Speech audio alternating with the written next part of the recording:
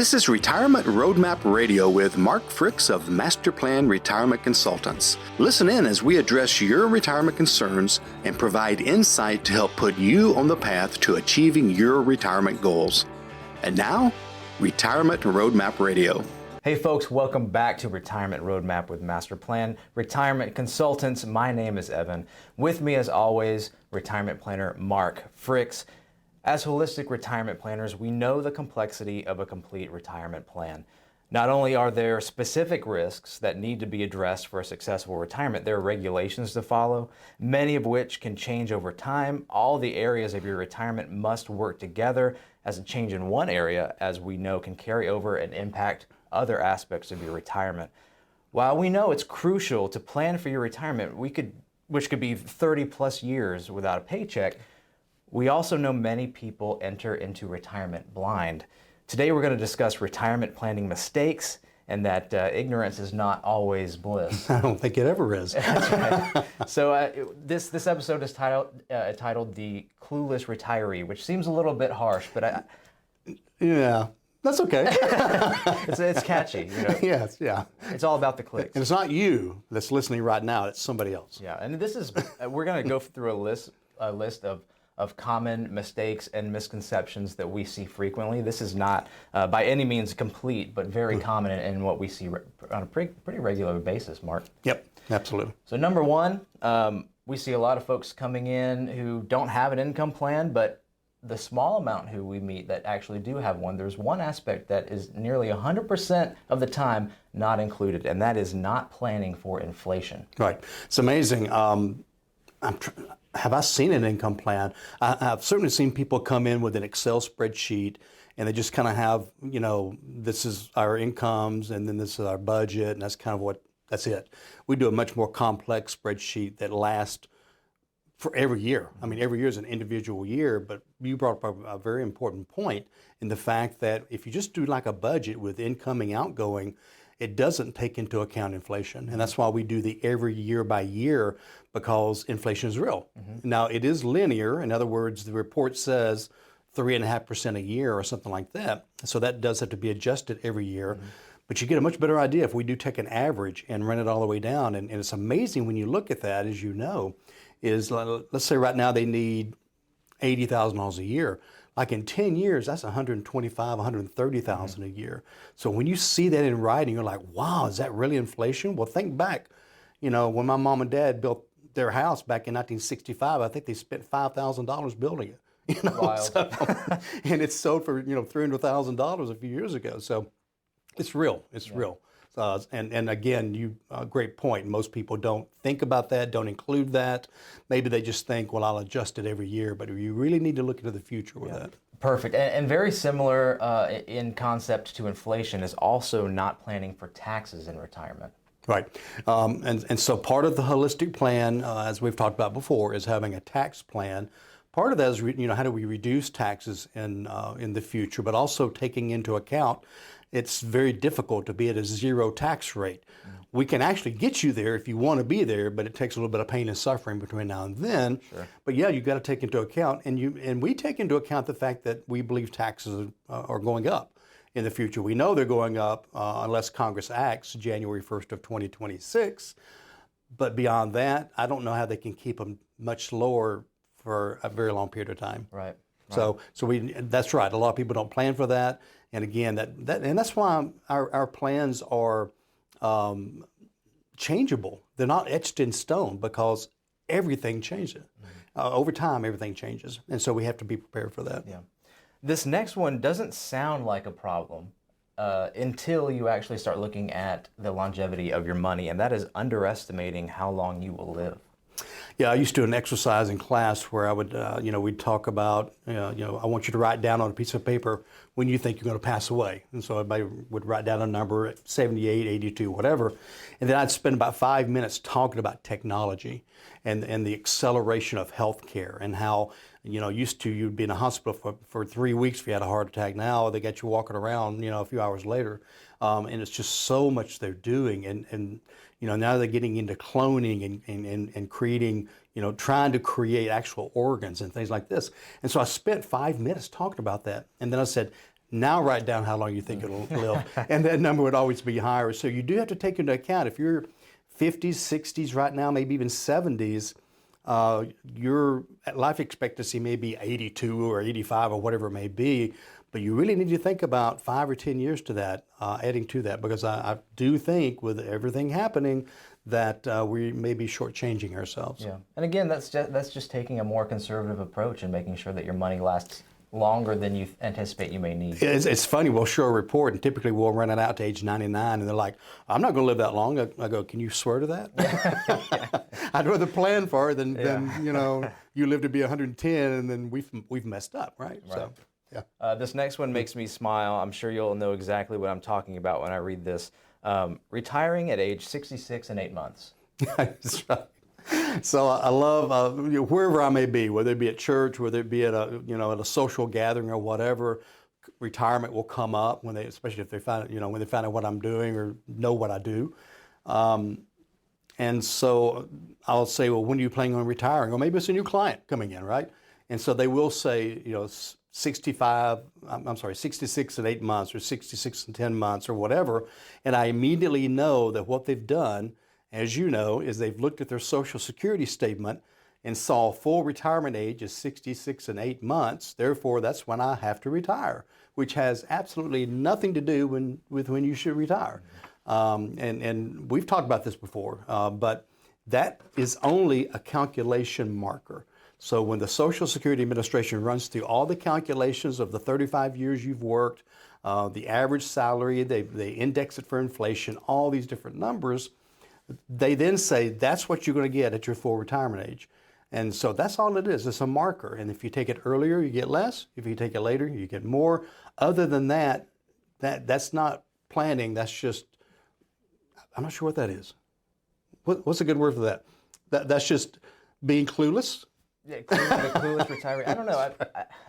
It makes sense. I see where it comes up. Full retirement age, people go, that's when I should retire. Maybe they should call it full benefit age, or something like that. I mean, it's the only thing it is how they work your calculations around it for the years before and after. That's all it is. Yeah. Here's another Social Security one. Taking Social Security before your full retirement age while still earning income. Right. Yeah, so a lot of people get a little confused about this. First of all, there is a penalty if you make too much money, earn too much money. It's important to say the word earn, if you are not full retirement age. And there's a penalty. You lose $1 of your benefit for every $2 you make over, I think this year's $22,000 and some change. So you have to be careful. If you don't know it and you go another year or two, you're going to get a letter from Social Security saying, we paid you too much. You owe us back. So you got to be careful about that. But there's also confusion about after full retirement age. Some people think there's still a penalty, and there's not. Once you've passed full retirement age, you can make as much money as you want. So it's important to know that. And another one that doesn't come up too often, but when it does, it can be quite painful, and that's understanding whether or not your Social Security has a WEP on it, whether or not you've achieved your windfall elimination period. Yeah, so the windfall elimination provision is basically written into the Social Security law that says, and I'm not sure, I don't think it's fair, first of all, but what it says is if you worked for someone, and typically it's like a school system or a government, that they did not pay into Social Security, they paid into your pension, then Social Security will punish you for that. Not only do you have less that went into Social Security, but even on your statement, the WEP, W-E-P, does not show up. It's not reflected. So you're planning on getting $1,800 a month, but if you have a WEP, then it's going to be even less than that. And so, and some people don't know it until they go sign up for Social Security. Yeah. So we do have a way of calculating that. We come pretty close on that so that you know really what you're getting. And that's one of the things that we ask folks is, have you ever worked for somebody that they did not pay into Social Security? Now, they have usually a healthier pension, but they have a pretty weak Social Security payment, so it kind of balances out. And then finally, for Social Security, just relying too much on public benefits. Yeah, because we don't know where they're going to go. Yeah. They don't keep up with inflation. Pensions don't keep up with inflation. Social Security doesn't because of the formula they use. They are thinking about changing that formula so that it keeps up even less with cost of living, so that would be even worse. So where's that other money coming from? We just talked about inflation. If it's running 3 to 4% and Social Security is only going up by 1.5%, there's going to be a bigger and bigger gap, and that's the responsibility has to fall on the retiree. Yeah, yeah. Now this next one could mean a lot of different things, but for some examples, leaving money on the table. How many times do we come across someone who had a bunch of old jobs, old 401ks that are just sitting around for years they don't know about? We actually just recently had a client discover a pension from the 80s that she didn't know about. Ex-spouse Social Security, possibilities of drawing on their Social Security. Yep. So many different places to look. We had one client come in, this has been 6 or 7 years ago, and we found by going through his paperwork from his company he'd been with for 30, 40 years, that there was a pension that he had previously when he first started for the company. And then they changed programs, and he forgot that was there. It was $300,000 in that lump sum pension. And he loves us. He tells everybody. Now, it's his money, but how long, if ever, would he have discovered it? You know, you don't know. And I'm sure he would have eventually, but it was really nice to find that kind of money. But you're right. One of our clients that we've known for years, as you know, got a letter. They said, time's running out. You worked here in the 80s. You got some money here, you better call us, otherwise we're just going to send it to you and withhold taxes and all this kind of stuff. So it was nice that she was able to find that. All in all, it was a pretty pleasant surprise, but... yeah, it's better than getting a bill from 30 years ago for sure. And there's other places too, like you said, even when people pass away, we look to see if there's some hidden death benefits. I think you brought that up as well.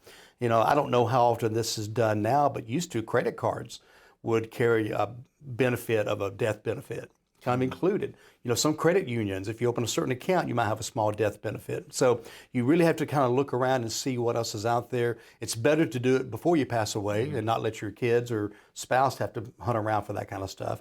And something even as simple as a safety deposit box. Yeah. We had a client one time that he knew his mom had one. He knew it was within an hour of her work downtown Atlanta.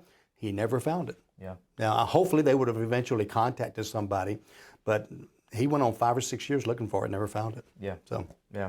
Want to take a moment, folks, to point you out to our website, masterplanretire.com. There you can schedule your complimentary consultation to discuss your own retirement, have a series of reports ran for you as well. Entirely complimentary. Again, that's masterplanretire.com, or call us at the office 770-980-9262. The next one, overall, could mean a lot of different things, but I want to speak specifically to 401k rollovers, and that's not considering liquidity. With the rollover, a lot of times if someone's still working, you can roll the whole thing over, and it's still contributing. But then what if you need a withdrawal from there or something? You know, so if somebody retires, leaves a company, and they're under 59 and a half, if you roll over all that 401k into IRAs, then you cannot touch them until 59 and a half without a penalty. But 401ks you can. I think it's age 55, if I remember correctly. Same thing with the thrift savings plan. So, you know, people that aren't fiduciaries or don't really understand how all these plans work, they're going to grab all the money they can. They want to invest it all for you because that's how they make money. But we leave some money in the company plan so they can get to it without a penalty. And I hope that makes sense. Don't want to get too far in the weeds, but it's just, again, making sure you work with people that do what's right, fiduciaries, and number two, know what they're doing. I mean, I walked into situations where that whole TSP or 401k was rolled out. They're 56 years old. They need some money. It's going to cost them taxes plus a 10% penalty to get money out of an IRA until they're 59 and a half. So you got to be very careful on that. Another 401k, rolling over a 401k without checking for any loans. Yes.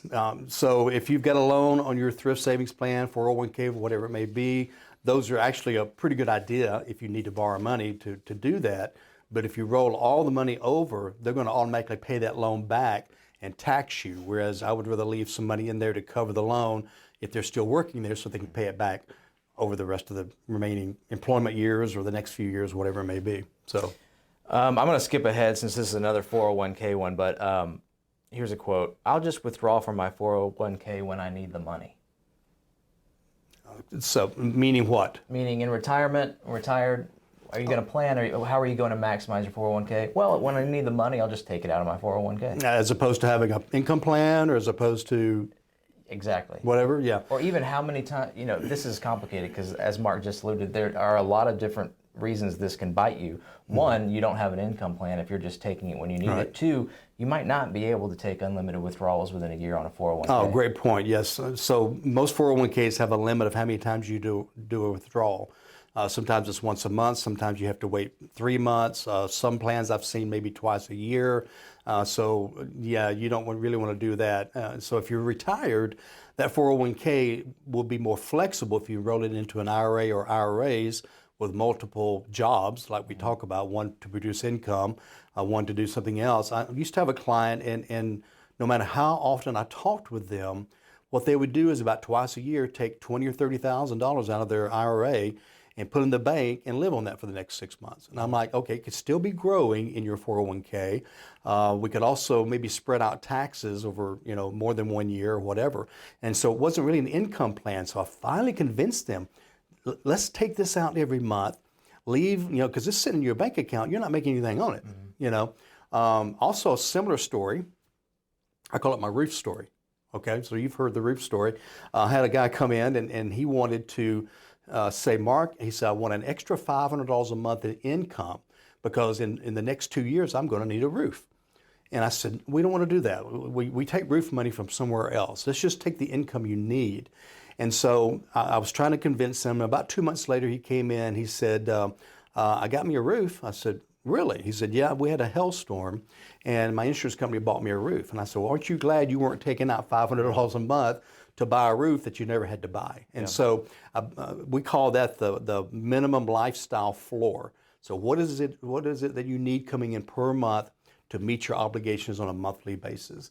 And then for that vacation, for that roof, for that new car, we'll go in the future when you really need it and take it out and take care of that. And if you are just flying by the seat of your pants and I'll just take it out of the 401k or IRA when I need it, and you don't really have an income plan too, okay, great. Is that 401k or IRA invested in the market? What happens when the market is down and you want to take this need, Great point. That market down 15%, and now you take out $20,000, you've just sold at a loss and locked in that loss forever.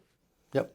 Here's another one that we hear more frequently than than I would think, but taking your 401k lump sum to pay off a mortgage. Oh man, that's a bad one. And I'm asked that more than once, as you know. And so imagine this. Okay, so somebody comes to us and they say, I've got $100,000 left on my house loan. I just want to be debt free on my house. I'm like, okay, well, what's your interest rate? 3%, 4%, whatever it may be. I said, so you're going to take $100,000 out of an IRA or 401k, pay 25% taxes on that. So you're really taking out $130,000 to pay off a mortgage that's almost free at 3 to 4%. Okay, don't do that. I mean, if we want to take out a little bit extra per month to add to the payment, that may be fine. But the other thing about a mortgage is that's the one loan I don't mind, because number one, you're borrowing against something that's increasing in value. And number two, it's a low interest rate. And again, if you're taking a little bit of money out every month, the rest of your money's in the IRA growing, and you don't have that big tax hit. It's spread out over the year and over the years. And so typically not a great idea. Also, if you have your house paid off, if you spend a lot of your other money to pay it off, where's your liquidity? A lot of your equity is in your home, but no longer in your IRA or whatever else you took it out of. So it then becomes a liquidity problem. So let's have a plan for paying it off. I know it's important, it feels good, but let's don't jump the gun and make a bad decision. This next topic we've definitely touched on in estate planning episodes before, but that is gifting your home or property to heirs while you are still living, including bank and investment accounts. Right. Like that. A couple of big problems with that. So let's say I have a home. Let's say I'm getting older. I'm in my 80s. I'm not, by the way, but I'm in my 80s, and I'm feeling vulnerable. I really want to make sure my daughter. Let's say I have a daughter. I want to make sure she inherits the house if she needs to do something while I'm sick, or if I go in a nursing home. So I go up and I say, here, daughter, I'm going to put the title in your name. Okay, so a couple of problems with that. Number one, you really just gave a gift to your daughter. Okay, that's called, you owe a gift tax. All right. Number two, it now belongs to her. So if she gets in a divorce, if she gets in a lawsuit, my house that I gave her is on the line. And then number three, you've created a tax problem because you no longer are getting, and this is a whole subject, but you're not getting a step up in basis. If somebody inherits it, there's virtually no tax if they turn around and sell the house. If you give it to them, they have to pay the tax on the profit of what it was when you bought it versus when they sold it. So big mistake. We call that the lazy man's way of estate planning or trying to control stuff. Yeah, don't do it. But it happens a lot. Sometimes just a checking account. But again, if it's $25,000 in a checking account, it technically belongs to whoever you put their name on, or if you made them a joint owner. So you got to be very careful about that. Well, and you get, again, I don't want to get too far down the rabbit trail here, but you also get into issues on how much you actually own if there's an emergency. Say you did put one of your children on a checking account, they get married, maybe it doesn't go so well, there's a divorce, then all of a sudden half your checking account is up in... Technically up for grabs. Yeah, so absolutely. That happens with houses as well. So. Yep. And that kind of brings us to more estate planning discussions. Haven't updated POAs or healthcare directives in a little while. Yeah, especially in Georgia, they changed the laws in 2017 and 2018. So if you have an older financial durable power of attorney, older healthcare directive, the language is wrong. I'm not saying they would not work, but you may end up in court. You don't want to go to court if you've got somebody in the hospital bed or whatever. And so make sure they stay updated with our clients. We do updated beneficiary audits. We take a look every 2 or 3 years of their legal documents. Not only have laws changed, but also even things like now we want certain language about electronics now, as far as, or do you have the right to get into somebody's password list if they're incapacitated or when they pass away. And so there's new language all the time being added to wills and powers of attorney. We see that happens. Unfortunately, it tends to get updated when there's a scramble. We need to update these or even look for them. Sometimes it's easy to just lose track of some of these documents. I've been on the back of a couple of clients, and I mean in a positive way, by the way, to reminding them that we need to update some documents. And it's something people put off because you don't want to think about it. But it's important. Don't, as we've done a show recently, don't leave a mess for your family if something happens. Yeah. That's the worst thing you do. And this just piggybacks off that previous topic about the POAs and healthcare directives. Just have not updated estate planning documents, period, to coincide with life changes. Yep, life changes as well. Maybe a divorce, maybe a new grandchild, maybe whatever. Or again, maybe a change in tax laws. Maybe you didn't even think about that. But working with somebody that's looking at all of your stuff holistically. We're gonna keep an eye on that, and we're gonna make sure that they're updated, whether it's a change in your life or change in something else. I was speaking the other day with a potential client who's also happens to be a good friend, and he was saying that when we discussed his will and his estate planning documents, that he said it laughing, but knew it was an issue, that his adult children, who now have children of their own, in his estate planning documents, it still says who they will go to as their guardian if something were to happen to him and his wife. So the timetable is a little stretched. Yeah, you probably don't want your 38-year-old son to be taken care of by, your 88-year-old old friend or whatever it may be. So not that they would have to. The roles might actually reverse at that point. It may be the other way. You're right. Well, we are about halfway through this list, and we still have very little time left, so it looks like there's going to be a part 2 coming up. I think we should do a part 2, so stay tuned for that. Well, this was fun. The Clueless Retiree. No offense to anyone, but in fact, we share these because we do see them more than once, and some of them more than others. So take advantage of some of this knowledge. Look into your own situation. Go to masterplanretire.com, schedule your complimentary consultation. But remember, it's all part of a full, complete, holistic retirement plan. Yep, hope you visit the website, mark it. It's a great resource. But until we see you again, remember, plan well and prosper. Take care. This was Retirement Roadmap Radio with Mark Fricks of Master Plan Retirement Consultants. To schedule a complimentary consultation, go to masterplanretire.com or call 770-980-9262. Thanks for listening, and remember, Plan well and prosper. All matters discussed during this show are for informational purposes only. Each individual situation may vary, and the opinions expressed here may not apply to everyone. Materials presented are believed to be from reliable sources, and no representations can be made as to its accuracy. All ideas and information should be discussed in detail with one of our qualified representatives prior to implementation. Advisory services offered through Master Plan Retirement Consultants, a registered investment advisor in the state of Georgia. Mark Fricks and Master Plan Retirement Consultants are not affiliated with or endorsed by the Social Security Administration or any other government agency.